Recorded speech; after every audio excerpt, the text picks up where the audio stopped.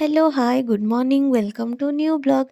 आज थिला सैटरडे घरे आमर माँ को पूजा हुए। चलतु यही ब्लॉग रे आपंक माँ को पूजा अर्चना केमी हुए देखी। प्रथमे मुरुज पड़ा देन माँ को मुझे श्रृंगार करुँची। एबे माँ को सजेवा भितर पूजापाई अलरेडी सबू किछि रेडी हो जाइछि।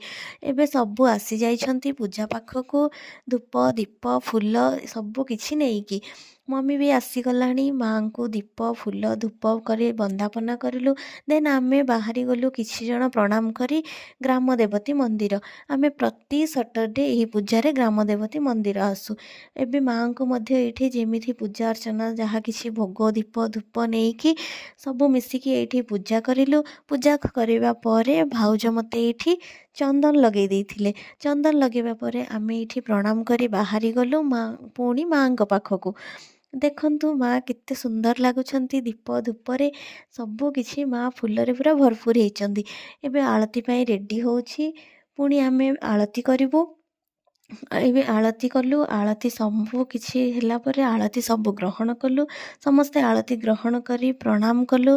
प्रणाम करिबा परे माँ को दू चाउଳ एवं पुष्पांजलि देकी माँ को पूजाटा पूरा कंप्लीट कलु। देन भाउज एठी पणा बनाउथिले। पणाटा बहुत बढ़िया देखा जाउछि ना।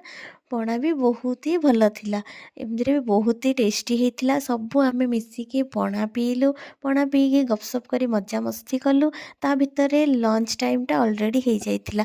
देखंतु लंच रे आज कोन थिला प्योर वेज थिला। मम्मी मु दीदी मिसिकी आम लंचटा कंप्लीट कलु। पुणी आसीथिले आमर देवांश। देखंतु से केते सुंदर आम सह खेलुची। देवांश आसीथिला ताहा सह पुणी टिके मजा मस्ती ताको खेल करिकी देखु देखु संध्या हो गला। संध्या भितर पुणी माँ को संध्या धूप देकी प्रणाम करी मु बाहरी जाइथिली दीदी घर को। दीदी घरे बसी टिके खटी मजा मस्ती सबु कलु। एठी छोटू सह टिके लागिलु। देन ब्लॉगटा एठी आज एंड करुछि। रहुछि देखा हबो नेक्स्ट ब्लॉग रे। वीडियोटी भल लागिले लाइक शेयर सब्सक्राइब निश्चय करंतु। टाटा।